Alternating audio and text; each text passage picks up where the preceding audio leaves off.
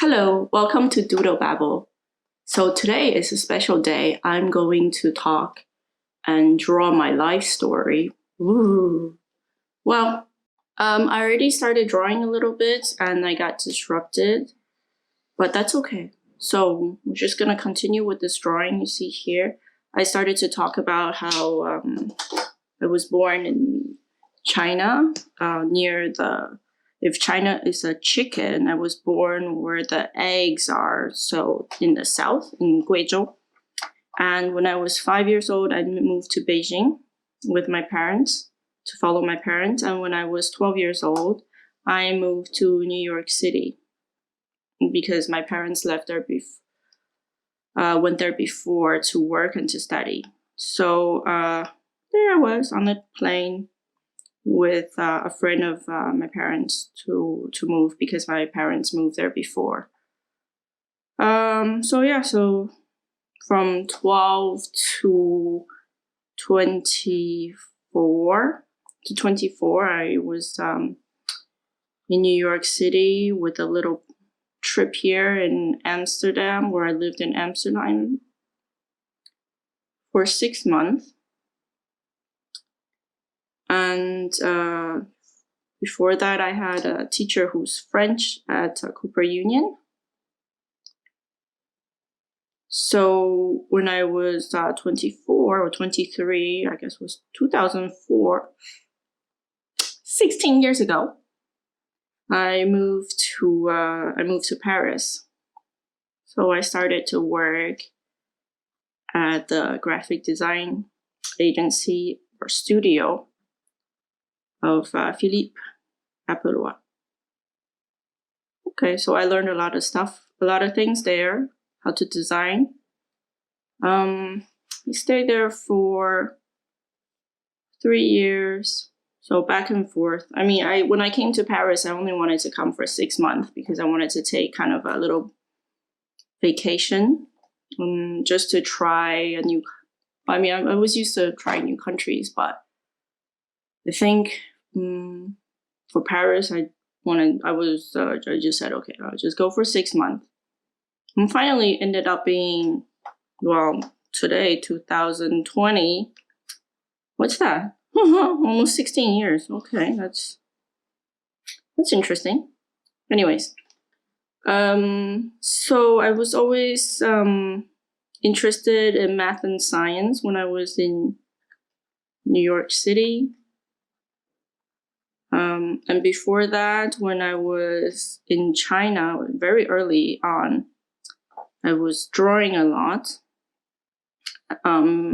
because my grandfather painted. And for me, it was always a really nice experience to watch him paint because out of nowhere, he did Chinese water painting. So if you know what that is, kind of just go poo poo poo. You put the ink down.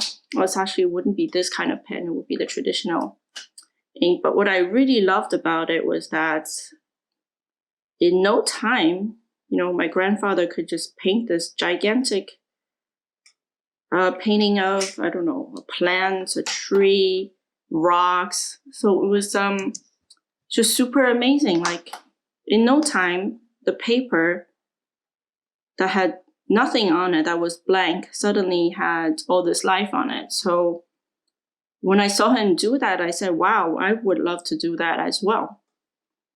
Just to make things appear out of nowhere.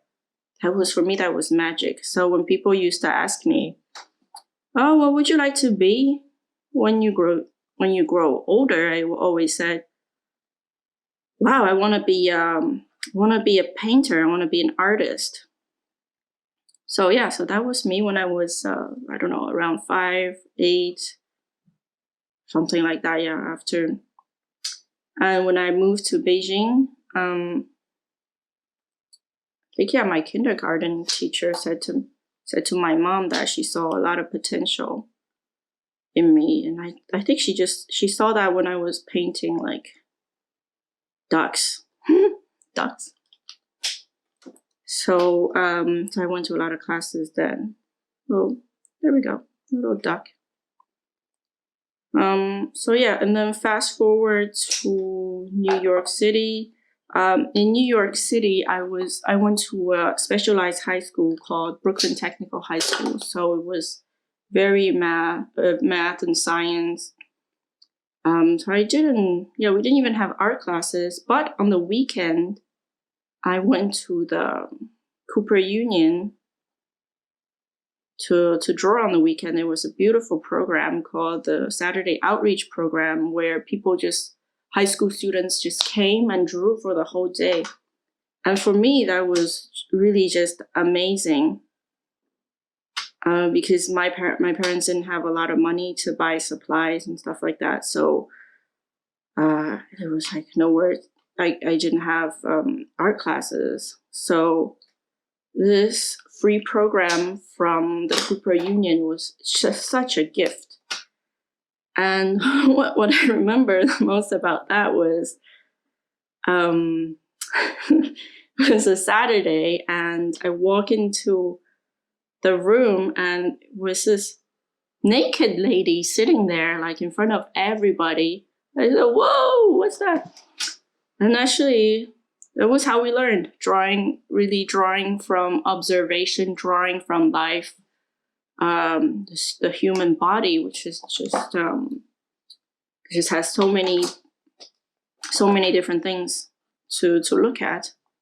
So yeah, I was in high school, and then what also really amazed me was that the teachers asked us to call them by first names, which was never the case before.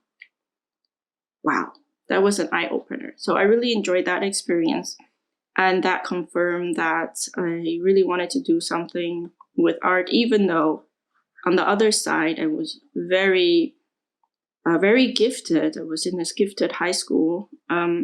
It's only now that I realize how lucky I was to really have this education, really balanced education between the arts and the science, the math, all the analytical stuff, and all the creative stuff on the other side. So it was really, I was very lucky to have this balanced education.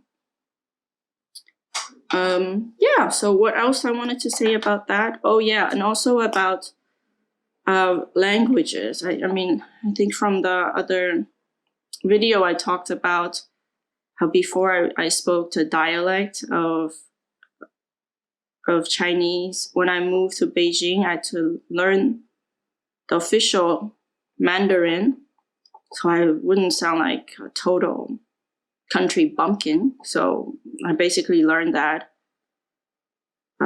while practicing. I was 4 years old, practicing on the train before arriving in Beijing. Yeah, for me, it was a very hard experience, but I think at the same time, I learned to really learn fast and also to integrate into a new environment, which was the capital city of Beijing. So yeah, so that's that. And the same thing I did when I went to New York City, when I had to learn English. Well, actually, my parents always taught me English at home because they were English teachers and they were also journalists at some point. But basically diving from all this Chinese environment into this American environment at 12 years old, yeah, I guess it was, yeah, I don't know. I mean, for me, a lot of people ask, did you feel a shock? Well, my answer was always no. I mean, I was 12 years old. I mean, you just adapt. What can you do? Yeah, I mean, you either swim or you don't swim. So it's just kind of funny because in America, there's this expression called the FOB, so FOB. So you're fresh off the boat. You're like the immigrant. You just arrived. Again, this image of like country bumpkin. You don't speak the language. You sound like an idiot. Well, so it goes. So for me, I guess I must have dealt with it in my own way. I guess I succeeded. I mean, if you know me, you can tell me. yeah, so I guess I managed to pretend. I managed to change my behaviors, change how I walk, how I talk, and how I speak to be like everybody else. So basically, the whole thing here for me, earlier part of my life is that I have to pretend to be like somebody else, which is, on the one hand, it's really great learning because I learned about diversity, I learned about fitting in, I learned about adapting myself to learn from others. But on the other hand, the price I paid, and I think I can only say it now, was that I really had to hide a part of my real self. Yeah, what I learned was that in order to be accepted, I have to put on the exterior, which I think other people would accept, and really kind of just hide a part of me that's very important, but very private on the inside. Whew, I didn't think this video was going to be this hard to make. But there it is. So on the one hand, I gained independence. I became a very fast learner. I learned to be very agile and very creative. All of that. The other side was that I had to really, because I felt ashamed, so I had to hide myself behind an exterior, which I think which I believe that other people wanted to see. So yeah, so basically, yeah, it's kind of a game. Like, oh, I fit in, I try to be somebody else. Okay, it's got its advantages and disadvantages, and I definitely really, I think for now today, I just wanted to share it with you and put it on paper so that I could move on. Yeah, I forgot to say that. So this cycle continued also when I arrived in France when I was 24. So again, learn French, learn how to order a baguette, une baguette, not un baguette, or if you're not sure, just ask for the baguette. So there's no confusion between the feminine and masculine nouns, and don't start talking about verbs. So anyways, so actually when I came to France, it was a really great experience working at Philippe Studio because everybody was coming from somewhere else. It was a very multicultural environment. Wait a second, I just need to check something here. Okay, we're still going. Okay, just still going. All right. So yeah, where was I? It was a multicultural experience where I met people from Switzerland, from Germany, from England maybe too. Yeah, it was great. I love this period of my life when I just arrived in France. Couple of years and really getting to know a country, a city, and I really felt very comfortable in Paris. Like, I mean, yeah, it just happened. Yeah, if I came here, I just felt right. So, yeah, guys, I guess if there's something to be learned, is really just go with your feeling. Really make yourself available to hear or to feel what you're telling yourself and how you want to proceed. So I had a great time in Paris, and I'm still here. Okay, and then I met my future husband. Okay, and then at one point I had to go back to New York. That was in 2009. Yeah, I got this letter from the mail from the government saying that, oh, we don't want you here. Yeah, We want you to leave the country in a month. So proof.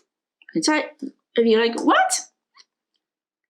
So at that point, I was like, okay, they don't want me. I don't need to be here. Ciao. So I left. And later, that was to 2007. And then I came back again in 2009 because we actually decided to get married together and etc. So, oh man, this is taking so long. I thought it was going to be a quick drawing and I really expected to draw something else. Not all this stuff. And I started babbling. Okay. Okay, there's Benoit here. Draw him as a little rabbit. But Benoit's still here. Then we have our kids. Now they're almost 10, 9. Yeah, almost 10. Another one is 8. So then, yeah, there's a lot of stuff that happened in between, of course. I guess I could go on babbling about it. And I probably should another day. So I would share all these experiences with you guys on paper. Yeah, at one point I went to design school again, the NC. Then at one point I went to a business school. And now I went to coaching school. So yeah, I love schools. I love learning. I really just love the environment where everybody come and they're just equal. They share. Everybody's a learner. Even the teachers, they can become learners as well. So they can learn from the students.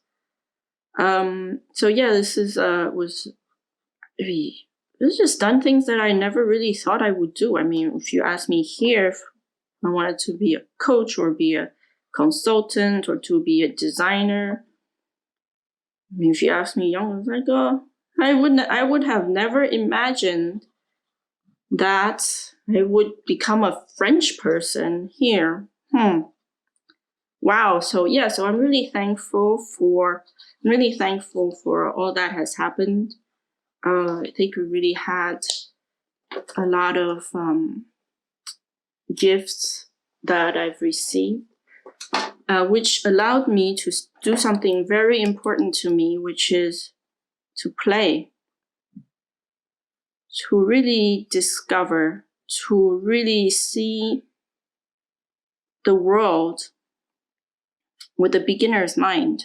And I think it's only with this kind of mindset that I was able to not deal with, I guess I wouldn't call them difficulties, but just deal with the situation, deal with my life. Yeah, like I said, that's really important to me. Play, having fun, constantly growing, constantly learning new things. So yeah, so I guess that is the main message. If I have to have a main message besides the doodling of this big mess here, is that just have fun, just play, deal with each little thing as it comes, and we'll see what happens. Okay. Thanks for watching, and thanks for listening to this big blob of blah. Well, hope it hasn't been a total waste of time, and I'll see you next time. Bye-bye.